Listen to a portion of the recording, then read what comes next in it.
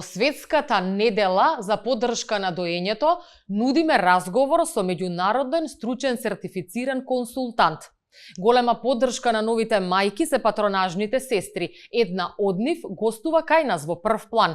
Во денешните содржини избор вежби за рамен стомак, но и еден вкусен рецепт. Навистина е фасцинантно поврзувањето на мајката и бебето преку доење. Чинот во кој преку мајчиното млеко се храни и расте безбедно новороденчето. Вообичаено, кога ќе зборуваме или помислиме на доење, замислуваме мајка која безгрижно со насмевка го одржи своето бебе припиено до градите во некоја топла домашна атмосфера. Еден развиен организам дава, а друг новоформиран расте и се развива, нишка од животот, проткаена со љубов и пожртвуваност. Но дали сите тие замисли соодветствуваат секогаш со реалноста? Кога доењето е во прашање, нема одреден шаблон. Секоја мајка има свој пат кој треба да го изоди во процесот на создавање на стабилна лактација. Првата течност, која ја произведуваат дојките, е наречена колострум, или така наречено течно злато. Колострумот е специјално млеко што мајките го произведуваат во првите неколку дена по породувањето. Тој е преполн со исклучително хранливи материи во многу високи концентрации. Доењето е секако едно незаборавно искуство, а останува избор на секоја мајка дали истото ќе го практикува и во колкаво време траење. И во рамките на светската недела на доењето, најдобар можен соговорник ќе биде стручен консултант за доење, кој ако не добро познатата на многумина кои имале некои проблеми со лактацијата е денеска со нас во прв план. На моја особена чест и задоволство, Јасна Апостолски Николов, сертифициран меѓународен консултант за доење. Јасна, добар ден. Ви благодарам на поканата за учеството во емисијата. Рековме дека зборуваме на тема Светска недела на доењето, таа е посветена на сите оние кои овој феноменален чин, можам да кажам, и фасцинантен, сакаат да го практикуваат, а најголемите дилеми се чини ги имаат мајките кои се по прв пат. Затоа и едно прашање на самиот старт кое соодветствува со тоа, дали секоја мајка може да дои? Освен ако мајката нема здравствени причини кои што се контраиндицирани со доењето, останатите мајки ако се потрудат и стимулираме лактација, обично имаме успешни доенички приказни. Некогаш на почетокот има одредени проблеми во однос на лактацијата. Може да се јави колострумот, тоа е првото млеко. Ние во прилогот кој беше претходно објаснивме со што е богат, зошто е значаен. Меѓутоа потоа не се поставува потребната лактација и количина на млеко, кое што е потребно како што доенчето напредува. Јас би сакала сега на почеток само да им објасниме на мајките колкаво е желудничето на бебето и дека тука за почеток и не треба премногу млеко, меѓутоа како потоа до малку поголема лактација. Ти ова во оведниот дел го кажуваш од искуство. Така е. За да ги малку мотивираш и охрабриш мајките. Точно, колострумот доаѓа во многу мала количина, од 2 до 10 мл, согласно големината на желудничето на бебето. Ако ја следиме големината на желудничето на бебето или ако они уште во бременоста се едуцирале како оди процесот на развој на лактација, ќе знаат дека таа количина која што ја произведува градата е сосема доволно за нивното бебенце. Градата работи на принцип побарувачка понуда. Колку почесто ја празниме, толку повеќе млекце ни прави. Они обично се обесхрабруваат уште во родилиште. Кога ќе стиснат градата, вика јас немам многу млеко. Прво треба да знаат дека колострумот се лачи во капки. Значи не можеме да го очекуваме млазот на млеко кој што они го очекуваат за да се охрабрат и да го стават бебето да дои. Колострумот си надоаѓа, градата не се празни и веќе третиот, четвртиот ден имаме преполнети гради со стаза, значи неможност за истекување на млеко. И тука секогаш им го поставувам јасно нив прашањето. Ако сте немале млеко, од каде сме дошле до оваа ситуација? Затоа треба малку порано, уште во текот на бременоста, да се едуцираат барем за овој воведен дел. Како оди процесот на развој на лактација? Млекото надоаѓа во неколку бранови. Значи во првите 24 до 48 часа надоаѓа колострумот, после 7 до 9 ден имаме еден бран на зрело млеко, после 21 ден имаме нов бран на зрело млеко. Значи како расте бебето и му растат потребите, така градата природно ја зголемува продукцијата на млеко. Меѓутоа, стимулацијата од страна на бебето е она што е најважно и клучно во тие први 6 недели. Тоа значи дека стимулацијата за да се случи на адекватен потребен начин, бебето треба и да биде поставено. Точно, значи бебето треба да биде поставено на града и да имаме ритам на празнење на градата. Они цицаат често и кратко, токму заради тоа што желудничето е многу мало, собира мала количина на млеко, мајчиното млеко е лесно варливо, се вари за 25 минути и затоа бебињата многу често огладнуваат брзо, затоа што веќе треба да се создаде градата создала нова количина на млеко и бебето повторно треба да цица. Тоа значи дека оние идилични слики кои ги гледаме, дека вие ќе го надоите бебето, па ќе се одморите во топла купка или ќе читате книга, се всушност можеби во некоја подмината фаза, а во некои семејства и воопшто не постојат, бидејќи на секои 25 минути вие повтори имате побарувачка и треба да понудите. Така. Значи, оние идилични слики што ги гледаме, воопшто не е реалноста за во првите 6 па и до 8 недели. Реалноста за во првите 6 до 8 недели е една мајка која што има бројни непроспиени ноќи, бебе која што многу често цица и на таа мајка и треба прва помош од стручно лице кое што ќе ја води во целиот тој процес, а второ и треба огромна поддршка од фамилијата за да може да целото семејство функционира безпрекорно. Поддршката, предпоставувам, значи малку поголем ангажман околу останатите домашни обврски, бидејќи мајката и за да произведе доволно количество на млеко треба да биде одморена и максимално посветена на бебето. Така е. Јас секогаш ги советувам да во прв план биде бебето и обврските околу бебето. Она што е основно главно за околу обврските на мајката, а сите останати членови од семејството може да помагаат во другите обврски. Нормално мајката мора да има малку сон, особено ноќе. Значи барем 3-4 часа во текот на ноќта да врзе сон, бидејќи ноќе се лачи хормонот пролактин кој што ни го обезбедува млекото за наредниот ден. Јас знам дека они сакаат да бидат упорни и дека се многу храбри и без пиење можат, меѓутоа така може до кај третиот, четвртиот ден и веќе после тоа се одразува и неспиењето и заморот и на продукцијата на млеко. Па наоѓаме типс and трикс како тоа бебенце да врзе 3-4 часа во текот на ноќта за да може и мајката да се одмори, за да при тоа не му се додава адаптирано млеко, него едноставно да си продолжат за доење во текот на ноќта. Што се однесува до исхраната, а посебно во овие летни денови и пијалоците. Што се препорачува? Постојат некои народни верувања, меѓутоа некои совети се добре дојдени, бидејќи знаеме дека голем дел од бебињата на почетокот имаат и грчеви. Дали е тоа поврзано со внесот на исхраната на мајката, калорискиот внес, сето тоа проследено рековме со течностите? Така, значи исхраната на мајката треба да биде добро избалансирано со нормално овоше, зеленчук и да биде протеински побогато, особено во првите денови. Второ што е значање да внесува доволно течности во текот на денот. Кога станува збор за летните месеци, се препорачува 3 до 4 литри течности во денот, било каква течност. Во однос на исхраната која што би ја конзумирала, дали ќе има влијание на појава на грчеви кај бебето, експертите во светот што работат на поле доење викаат дека исхраната кај мајката нема апсолутно никакво влијание на појава на грчеви кај бебето, што мене искуството и праксата ми покажаа дека е така.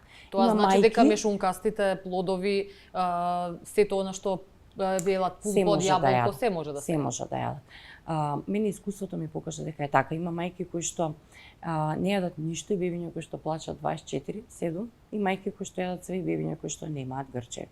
Секој еден нов родител е оптеретен со кога ќе се појават грчевите. И тоа им е, значи, кога одам на консултациите, второто прашање е, а грчевите кога се појавуваат? А кога да ги очекуваме? Тоа им е некој страв кој што, го имаат и го чекаат. И јас секогаш им велам, не ги чекајте. Може би, ова бебенце нема да има толку јако изразени грчеви. Може ова бебенце, само со кенкање, со малку плачење, ќе ги поминете грчевите. Не мора одма да се даваат капки, не мора се.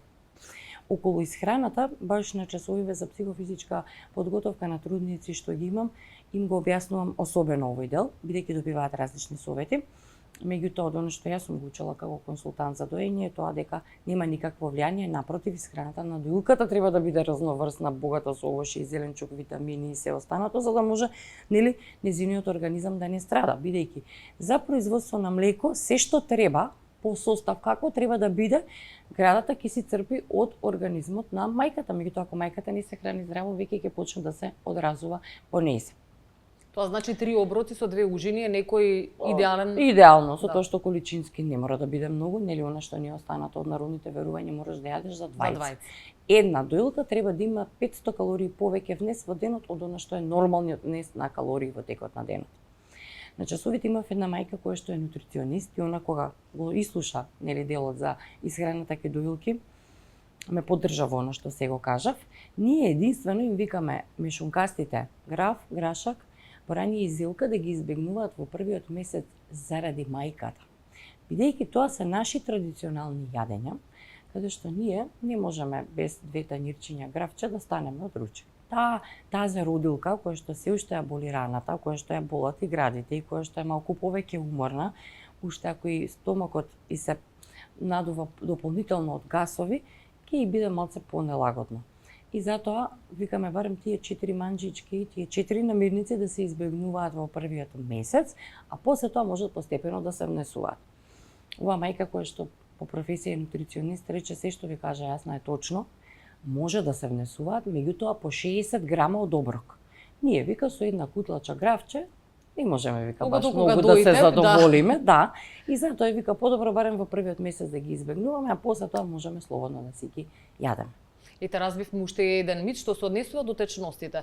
Што е со она дека треба да се пие боза за млеко кај нас локално, па одреден вид наледени чаеви. Сметам дека водата можеби е најадекватен избор, а доколку треба некој пиелак со витамин Б, овесот и некои други слични немуџитарки се можеби подадекватен избор. Така, па можеби самите чаеви за овесот, јачмен, хмелј, сето тоа се да речеме состојки кои што галактогоги, кои што допринесуваат за поттикнување на развој на лактација. Бозата ја заменуваме со овесно млеко, бидејќи бозата има и пивски квасец кој што исто така стимулира лактација, меѓутоа нас не ни треба никогаш многу за стимулација, ни треба само за поддршка. Се ако они се тоа земат, па ќе почне и килажата да се качува, што и баш не толку многу убаво ја доживуваат, особено во првите месец, 2-3 после породувањето. Доволен е внес на течности само на вода. Кога сме кај бистриот сок од јаболка и ледениот чај од праска, исто така они сметаат дека тоа многу допринесува. И се точно насочени баш кон тие два тој чај и тој сок од јаболка. Меѓутоа, ако јаболкото и праската беа галактогоги и стимулираа лактација, ќе ги внесувавме како овошки. Немаше да го пиеме сокот кој што содржи шеќери. Они го добиваат тоа уште во родилиштата, бидејќи тоа не се бистри течности кои што мора да ги примаат после раѓањето и тоа се единствени бистри сокови и чаеви кои што ги имаме на пазарот. И мислат дека тоа е тоа кое што треба да го пијат за да зголемуваат. Да, тоа можеби им помага, затоа што внесуваат литар и пол сок од јаболка, литар и пол чај од праска. Волумен од 3 литри е тој кој што допринесува, а не сокот и чајот. Се има одредени чаеви за лактација кои што имаат точно одбрани билки кои што стимулираат, поттикнуваат лактација. А нема додадени шеќери. Помагаат, а немаат шеќери. А ова се само течности кои што допринесуваат, а при тоа не мора да сме врзани само со тие два продукти. Ние досега зборуваме што доколку е намалена лактацијата, како да ја стимулираме. Меѓутоа има родилки кои од самиот почеток имаат хиперлактација, значи малку поголемо производство и количество на млеко него што му е потребно на бебенцето. Дали тоа се складира, како најдобро да се зачува, колку е времето на траење, би сакала вака да дадем еден осврт и одговори на таа тематика. Да, добро е што во последно време вака кога има емисии и гостувања ја начнуваат темата за хиперлактација. Бидејќи хиперлактацијата исто така може да биде проблем, каде што бебето може да почне да ја одбива градата. Тоа значи дека имаме зголемена продукција на млеко, но и зголемен рефлекс на исфрлање на млекото, каде што веќе почнува бебето да се задавува кога дои. Ако станува збор, зависи во кој степен е изразена. Ако е изразена во некој одреден степен каде што можеме да го контролираме, тогаш мајките можат и да се одмолзуваат па да го складираат млекото. Меѓутоа, ако имаме хиперлактација, одмолзувањето заради складирање, нас ќе ни донесе дополнителен проблем. Колку повеќе вадиме, на толку повеќе прави, а веќе градата повеќе прави. Така да кога станува збор за хиперлактација, има менаџмент на доење, како да се дои бебето, во која положба да се дои, како да се намали малку продукцијата на млеко, а при тоа да не се одрази на вкупниот развој на лактацијата. Јас во финишот на денешниот наш разговор само уште едно прашање од твоето пребогато искуство вака, бидејќи кажа дека работиш на часови за подготовка за и доење, меѓутоа и раѓање. Постојат ли мајки кои се решени дека од кога ќе се случи чинот на раѓање нема воопшто да дојат? Или секоја мајка се обидува да дои? Постојат, малку се, меѓутоа постојат кои што уште во текот на бременоста едноставно решаваат дека нема да дојат.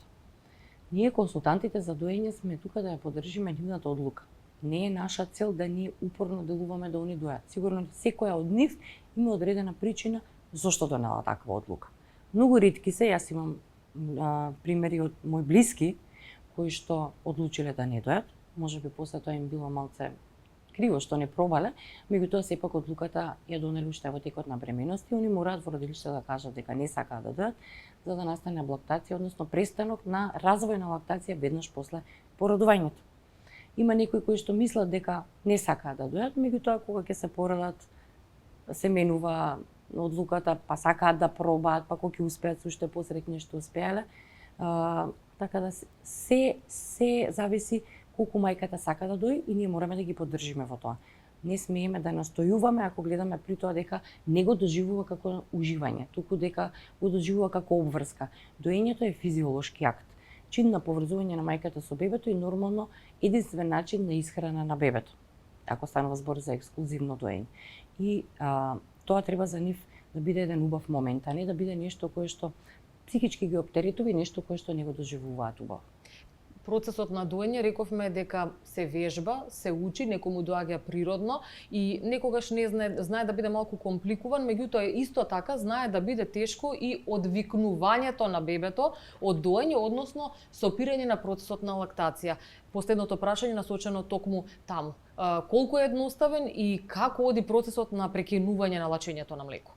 Прво одлуката треба да ја донесе мајката дека сака да престане со доење. Освен ако бебето или детенцето, тодлерчето, пошто и такви има, не самостојно не решава да престане да цица.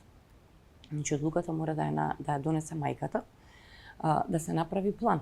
Значи одвикнувањето не е само од денеска престанувам да го дојам и толку. Има мајки кои што и така прават, меѓутоа вториот ден веќе ми се јавуваат дека градите се тврди, преполнети, грудки, болка, температура, треска, нешто што го преживеале на почетокот кога се развивала лактацијата. Значи убаво е да се направи еден план, согласно моменталната состојба, колку подои има, какви подои има, кратки, долги, презаспивање, заспивање. Па кои ни се најлесни подои кои што можеме на почетокот да ги елиминираме?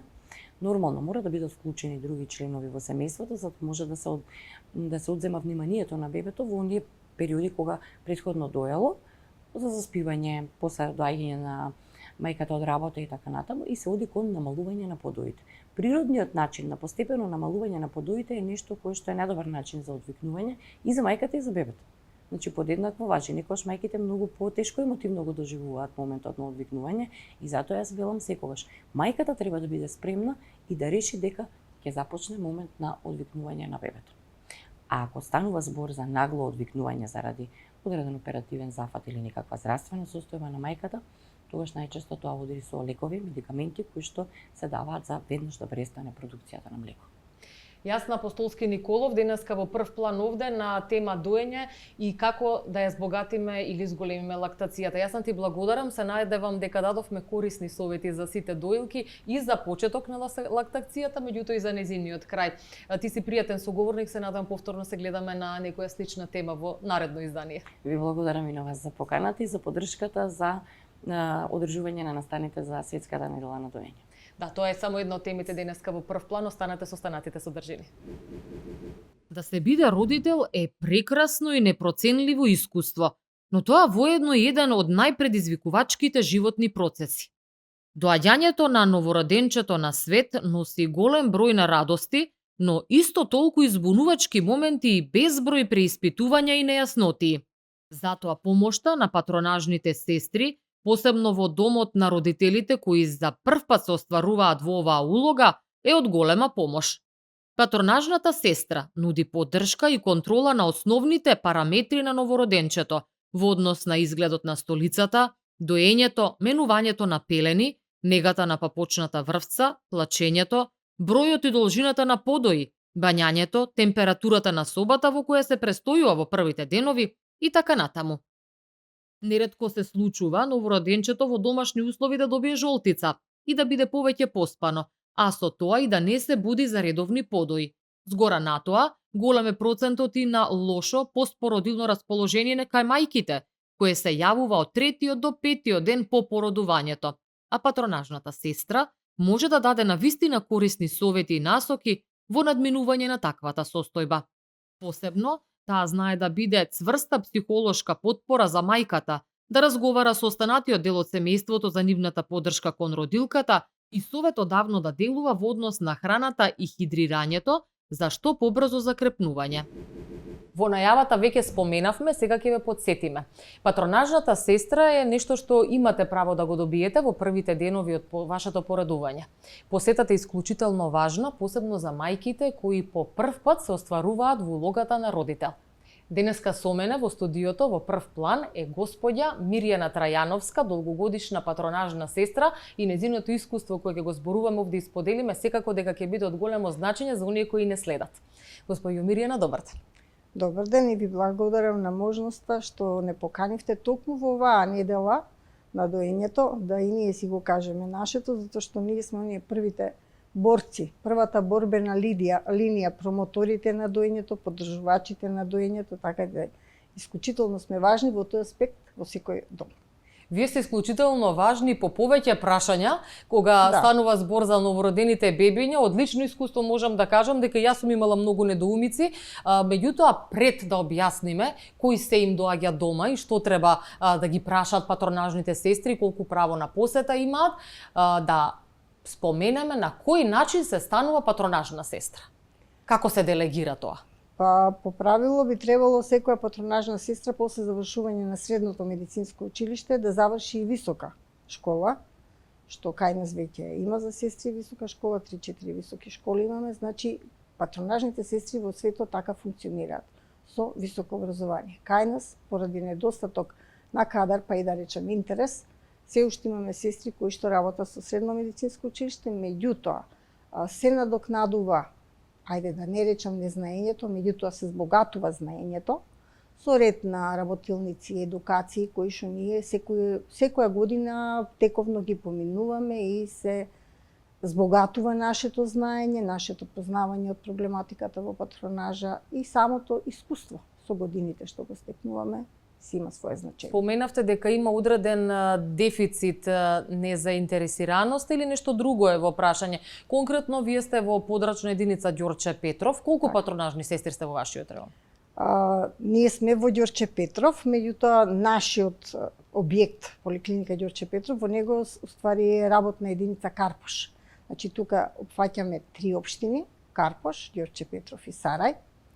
И во моментов сме во Ѓорче Петров 2 колешки, Карпош е само една и во општина Сарај во моментов се 5 сестри патронажни, што е подолу од минимумот за да може оптимално да функционира оваа служба, затоа што по правило би требало една патронажна сестра да работи на регион од 4.500 до 6.000 жители да опфаќа реон, а ако сега по најновите добиени бројки од пописот, Ѓорче има негде околу 50.000 жители, значи јас и колешката покриваме терен на кој што гравитира, односно живее население околу 25.000 жители. Па сега по тоа може да се види колку можеме ние уствари да постигнеме да ја работиме, а да не го спомнувам Карпош, каде што се околу 65.000 жители, а сега во моментот само една сестра патронажна. Секоја мајка која што е породена има право да добие патронажна посета.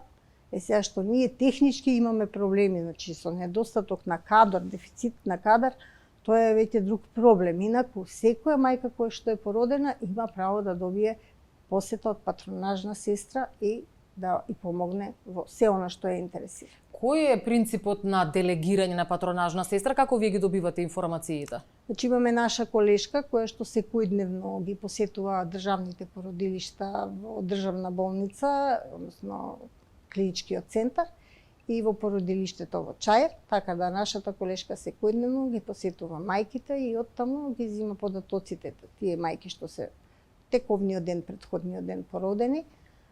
Добрата страна е што таа лично комуницира со овие породилки и може да има корекции во адресите кои што се дава, затоа што многу често се запишуваат адреси од личните документи, а тие не морат секогаш и да бидат точни. И така да телефоните ни се битни, затоа што контакт обавезно освруваме преку телефон, се најавуваме и после тоа се договараме со родителите за посета. А што се однесува до прашањата кога ќе влезете по прв пат во домот на родилката, предпоставувам дека доењето е она што највеќе ги загрижува, меѓутоа, што се останатите прашања кои се најчести при вашата посета? Дали е тоа температурата на собата во која треба да спие бебето, начинот на преоблекување, мислам дека најголема паника дава одржувањето на папочната врвца, Така. кое можеби е незначително во понатамошниот развој, бидејќи тоа е нешто што е краткотрајно, но исклучително важно. Така е. Сите овие прашања што ги напоменавте, сите ги интересираат младите родители, посебно што нели различните временски услови налагаат различен начин на третман на бебето. Не можете вие сега на 40 степени него да го завиткате у кебиња, како што нас ни се случува некош, мислејќи дека сепак новороден чепа му е Мало кревко да не му студи било во стомак на топло, да. Тоа трпи исто како и нашиот организам, кога е топло, кога е ладно и ние се тие совети ги прилагодуваме на временските услови. Нормално дека негата и тоалетата на папчето е на прво место во тие први денови, дали треба да се натопи, со што да се третира, како да се третира. Имаше и тука многу промени во начинот на третманот на папчето и сега малце сето тоа ствара некоја забуна. Обично повозрастните ќе се замешат, ама на наше време ние вака третиравме, сега вие нешто друго кажувате, значи медицината трпи промени. Се прилагодуваме спрема она што е, како велиме, медицина на база на докази. Значи, она што се докажало како добро во некаков третман, тоа се применува, она што е недобро го изфрламе од употреба и така да тука доаѓа до некои конфликти, па и да речам недоумици. Патронажната сестра не е потребна само во првиот месец од раѓањето. Патронажната сестра е понатаму многу битен елемент да го следи развојот и растот на детето. Посебно сега ќе кажам во овој наплив на технологија, на употреба на мобилните телефони, на употреба на таблетите, екранизацијата и несвесното подложување на децата од најмала возраст на тој наплив од технологија и да му се даде на детето нешто интересно во рацете за да биде мирно, несвесно се децата навлекуваат на екраните и понатаму имаме проблеми со психичкиот развој на децата. И забавени Така да, одговори, се се рефлектира. Сето тоа, значи последиците можат да бидат многу големи, а родителите како родители тоа и не можат секогаш самите да го приметат. Така да клучно е патронажната сестра да го види тоа дете на отприлика некоја возраст од година и пол, две, па и повеќе. И нормално нашето око, нашиот слух, И искуството нашето кое го имате, искуство, да. Значи веднаш ќе ни каже дали се е во ред или нешто не е во ред.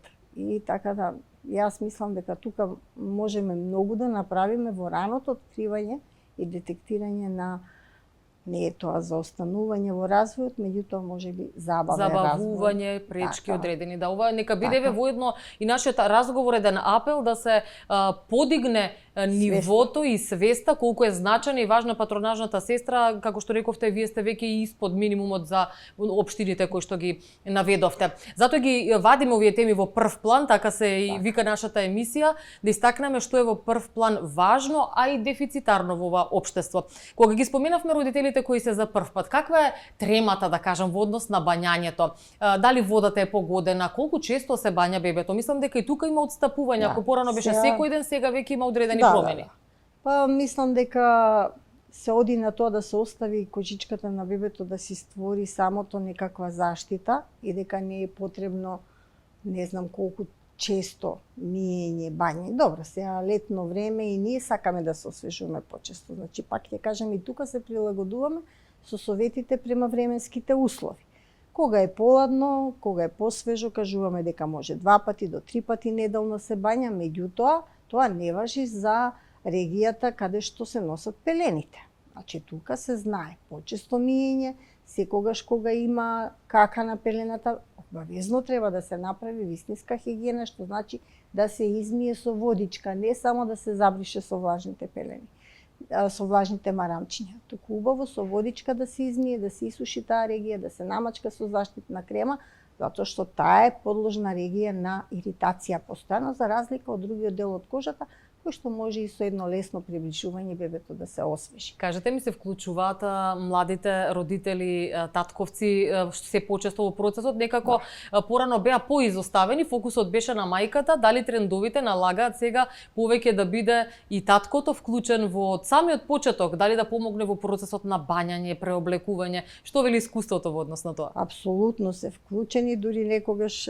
знаеме ние да си прокоментираме меѓу нас колешките после некое посета во некое семејство каде што таткото бил дури позаинтересиран, односно повеќе прашува. Ајде да не речам позаинтересиран, меѓутоа имал слобода повеќе да поставува прашања околу се, околу новороденчето, за разлика од мајката што можеби во тој момент е малци во поспецифична ситуација, поради промената на хормоните, поради самото породување, поради многу постпородилни потешкоти кои што ги имаат нели родилките во тој прв период, па така да татковците тога може да настапат малце поактивно со прашања и активни во негата на бебето. Многу често знаат и тие да искапат, многу често знаат да менуваат пелени, кај оние бебиња кои што не ги дои мајката да спремат оброк, да го дадат оброкот, така да имаат активна улога и се почесто тоа го гледаме.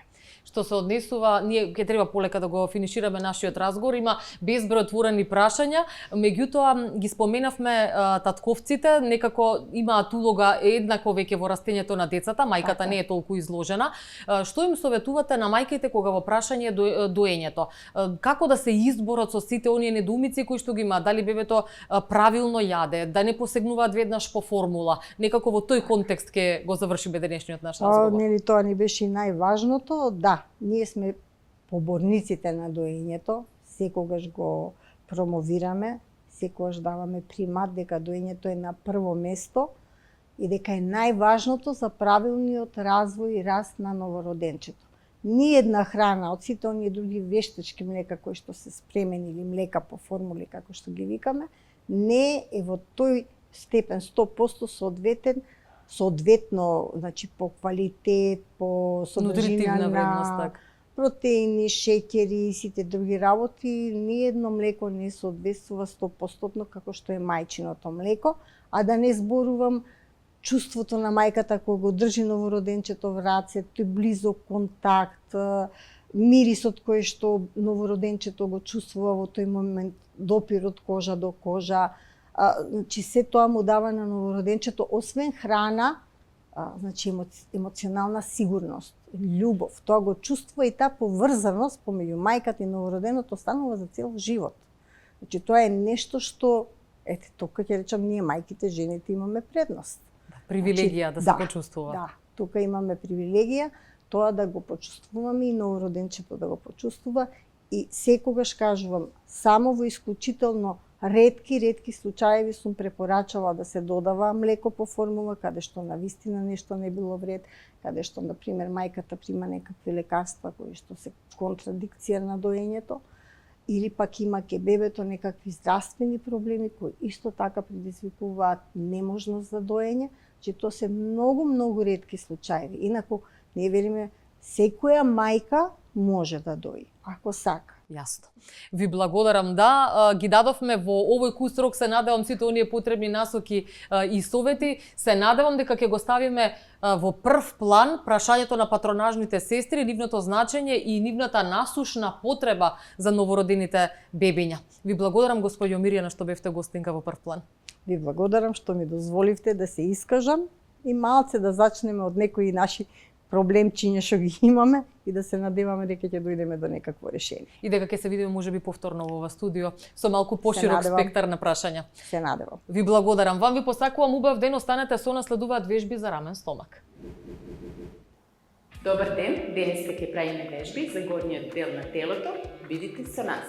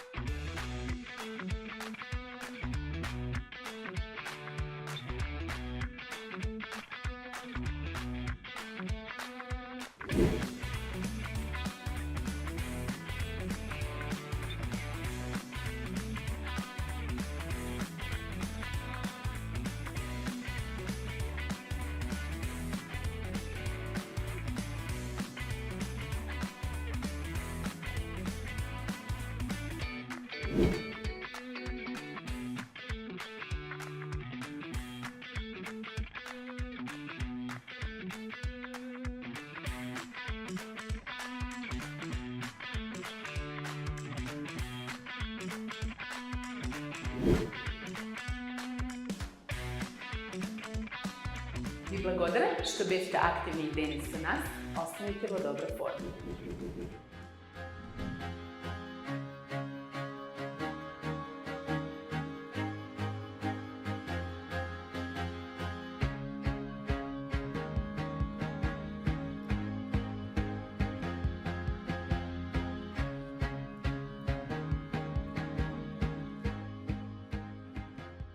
Следува уште еден интересен и навистина брз предлог за оброк салата. Многу е едноставен, а денеска во зелена боја да дадеме малку свежина на овие врели летни топли денови. И ветувам дека за крај ќе го пробам она што го подготувам и ќе дадам реален коментар. Во нашата емисија денеска базата на оброк салатата е 200 грама сварен грашак. Потребната количина која што имаме денеска е за оброк за двајца. Доколку навистина сте гладни, не мора да ја делите, а доколку вашето семејство е повеќечлено, ќе треба сигурно да ја удвоите. На 200 грама сварен грашак ние додаваме половина исечкана и оладена крставичка.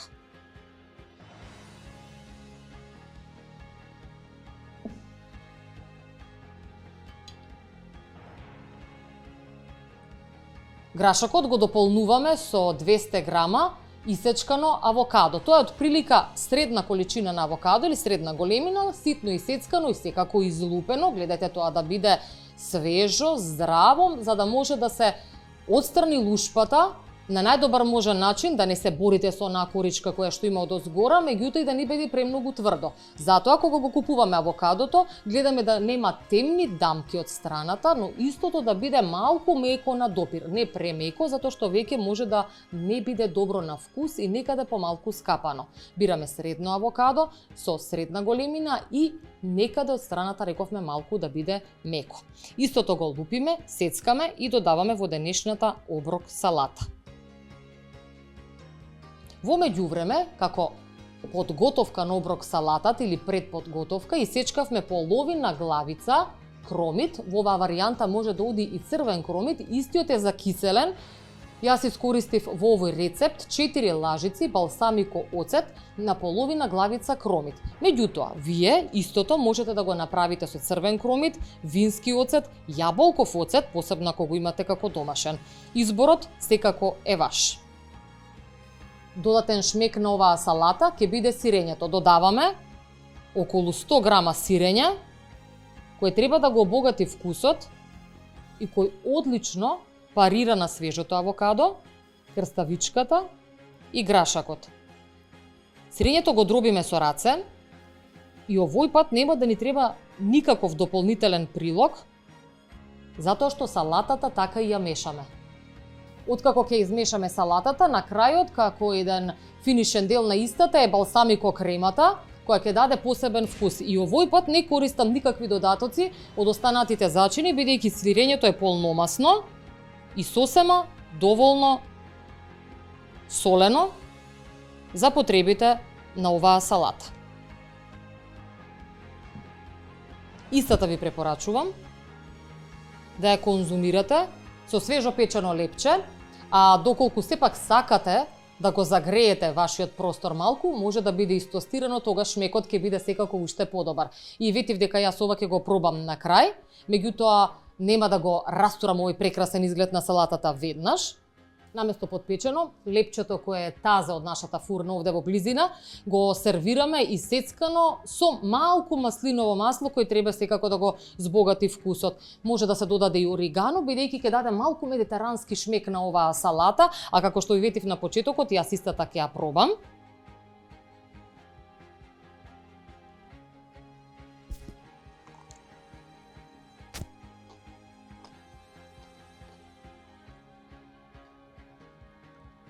И можам да ви кажам дека ништо не недостасува. Ви посакувам пријатен летен оброк и се гледаме и во следното издание во прв план. Пријатно!